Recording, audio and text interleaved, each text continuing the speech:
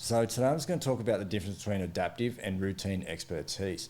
So the concept I'm going to talk about applies to environments where there's sort of high complexity or chaos. Okay, and these environments sort of include law enforcement, military, first responders, team-based sports or competitive sports, and a number of sort of corporate or executive environments where there's sort of a lot of information or there's a high amount of interaction within the environment, and simple cause and effect relationships are not that easy to identify, or anywhere where there's sort of a high rate of evolution.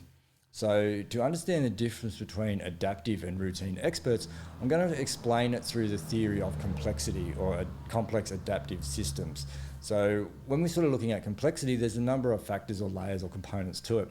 So one of the models that I'll use to explain it, that's probably one of the more common ones getting around, is the Cynefin framework. So when we look at that, there's kind of 4 domains of complexity. So we have simple, we have complicated, complex, and chaotic. So when it comes to simple environments, these environments are generally where we have known cause and effect. Okay, they can be solved predictably because we can understand what the problem is, and then we can understand the solution that applies to it. There's generally rules that work within this environment that make it quite easy to understand and identify the problem, and then work out what the solution is or understand the solution. And we can get really high levels of routine expertise because you can become really good at identifying that problem and executing the right solution to a really high standard through sort of deliberate and high rates of repetition.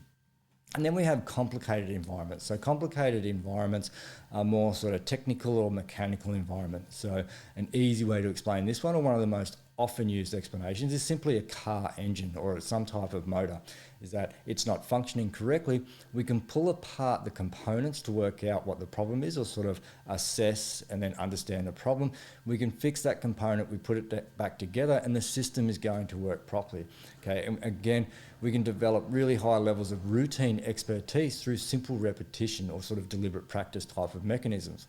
So within this environment, the cause is relatively easy to identify, okay, and we can get solutions that are known, and often you can predict the outcome with reasonable level of accuracy. Okay, within these environments, there's also generally high agreement as to what the problem is and what the solution is, okay, and this is kind of the domain of routine expertise.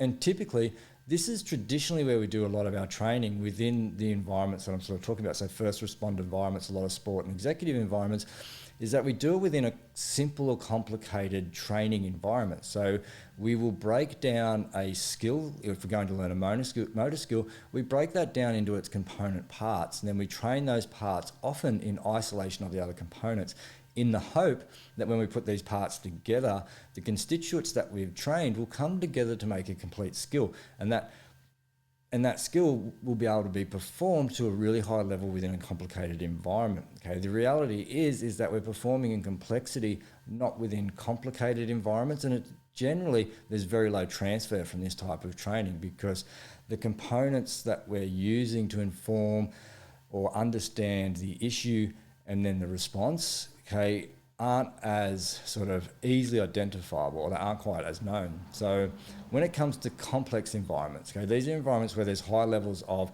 interactions and interdependencies by the parts within the environment, or what they sort of call the agents or the people that are acting within that environment. Okay, they come together and all these inputs create emergence. And emergence is simply what we're seeing or the behaviors that we're seeing or what's happening at that point in time. As the inputs from all the people change, the emergent properties change. So there's this constant state of trying to understand the picture or the pattern that's happening in front of us so that we can understand what the response might be. Okay, and this is kind of an area where there's often a low agreement in what the actual problem is and what the solution is. And this is the domain of adaptive expertise, people that can come in and understand the picture or what's changing and what inputs they may be able to kind of manipulate or influence to get an outcome or behavior change that they want, to try and create a situation where they can apply resolution. Okay, and resolutions aren't always known. So we can apply quite a large intervention or resolution, and we don't know whether we're going to get any change, whether there's going to be a consequence, or whether we're going to get the change that we're actually after, or we may do a small change and actually get quite a rather large outcome. So there's often high unpredictability when it comes to understanding cause and effect or how change is going to happen. Okay, and then we have chaos. So within chaos environments, there's crisis, and we need to go into sort of immediate action. So that requires a response. Okay, and quite often when we think about law enforcement or a lot of military operations, you turn up in chaos, you start to deal with chaos. So if law enforcement, if you're called out to something, generally it's breached complexity and it's spilled over into chaos. So now individuals need to turn up and be able to understand the information that's being provided within the factors that are emerging from this chaos, so that they can understand how to put in a reasonable resolution. Okay, and the more experienced they are, the more they are able to understand this. But it requires adaptability, because within a chaotic or a complex environment, cause and effect is very hard to establish or to understand, and what worked yesterday in a similar situation is not necessarily going to work tomorrow. So it's very difficult, or there's sort of less accuracy in using previous mental models that we've established to a high degree for tasks in the future. So another model that I'm going to use to explain this just a little bit more is the Stacey model. So within the Stacey model, it works on very similar domains. So the Stacey model again has simple, complicated, complex and chaotic environments. But within the Stacey model, there's also degrees of uncertainty and agreement. So in a simple environment, we have high levels of agreement and low levels of uncertainty. So within the complicated environment here, we can have low uncertainty and high agreement, and then we can have high uncertainty and low agreement, and factors in between, okay? And then we have complexity. So complexity is where we have high uncertainty and low agreement, where multiple people may disagree on what the problem is or what the solutions are, and there's really high levels of uncertainty in being able to identify what the actual problem is and what the solution is that we may be able to apply, how we solve that problem. And then we have chaos. And again, chaos is just crisis, where we need immediate action, because delays in action can result in the chaos just becoming harder and harder to solve, okay, to the point where the problem is too big for us to solve, or we don't have enough resources to solve it. So one of the issues when it comes to uncertainty that we need to consider is in situations where there's high uncertainty, there's also going to be high anxiety or high pressure or high stress. Okay, people are going to feel threatened, or it changes the way that we function from sort of a psychobiological level and a lot of the cognitive functions or mechanisms that go on. So when there's high uncertainty, it's more likely, or there's higher risk, that people are going to underperform, and there's even less likely that they're going to see the information that they need to see. Okay, and that's going to change that perception piece when it comes to understanding what's actually going on, or understanding the mental model, the comprehension of what it is, what it means to us, and then predicting what options are actually available to us or how we solve that problem. So there's a few sort of things that we need to consider when it comes to developing adaptive expertise, so that we can develop performers from within training environments that can perform in these situations. Because ultimately what training is about is creating far transfer, so that we get really good operational outcomes or sort of performance outcomes based on the training that's provided. Where if we train from the perspective of simple or complicated, which is what we quite often do, is that we're not going to get far transfer. We're going to get sort of more what they consider close transfer, and people are going to perform in situations or within the training environment in which we're assessing them in, because we're essentially assessing them in the same environment we're training them in, so we understand performance within that environment. But when they go out and they're put into a complex environment, the information's changed, the rules have changed, those cause and effects relationships no longer exist, and it's very difficult for them to understand and solve that problem. So when it comes to complexity, we're probably going to get better results if we think about training individuals from an adaptive expertise context. So when it comes to adaptive expertise, essentially what we're after is we want people, rather than have procedural knowledge, which is what we sort of train in complicated environments, is that they understand the procedure, they understand the process of breaking things down, putting them back together. Okay, we want them to have deep conceptual knowledge of what the actual problem is, so they can understand the factors that are involved in creating this problem, because they're only seeing what emerges from all of these inputs or factors.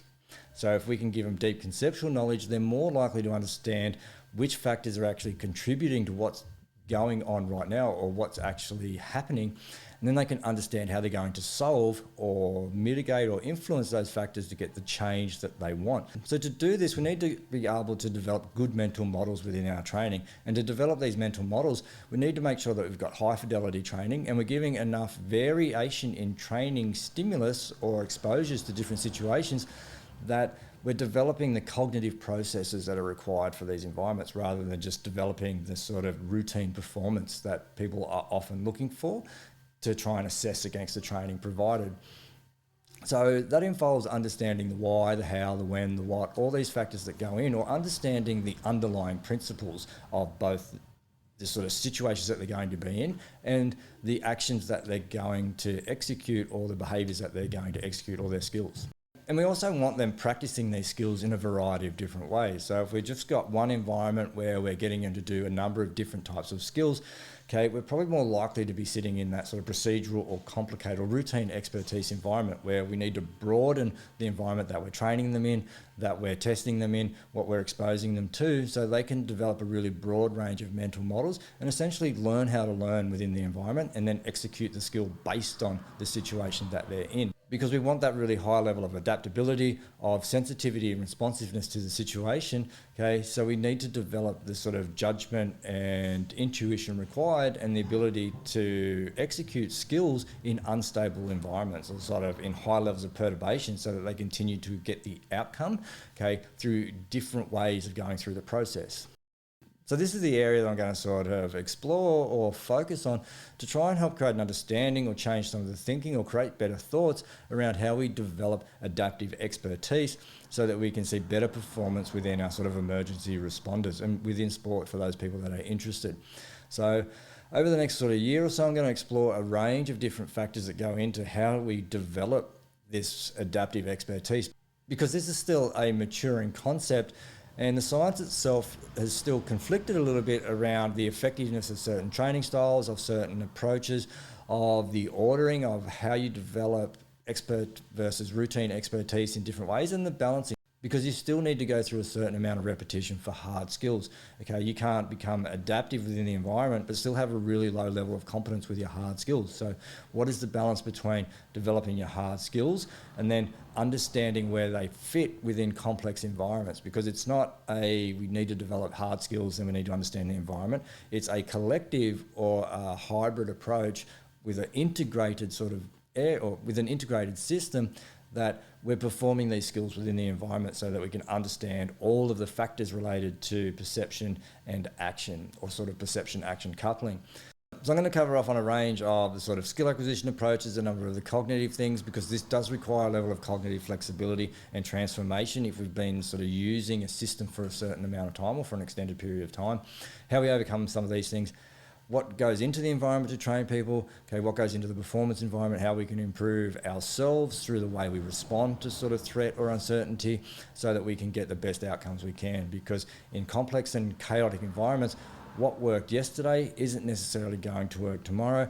So we need to make sure that we're seeing the right information, we understand what it means, understand the responses available, and we can execute them to a high degree so that we can improve operational outcomes. So if you're interested in understanding a little bit more about this, or you're working within these environments, please follow along. If you have any questions, please reach out. If there's anything you would like me to cover, or if there's something that you think you can contribute, okay, certainly please get in touch. Okay, I'm always happy to discuss and explore this option because, like I said, it's still sort of something that is maturing and developing. So I hope that helps you understand a little bit around adaptive expertise and whether it may or may not be the right approach for you. And if you're interested, then I certainly look forward to bringing you more information around it. So thanks for your time and appreciate your attention.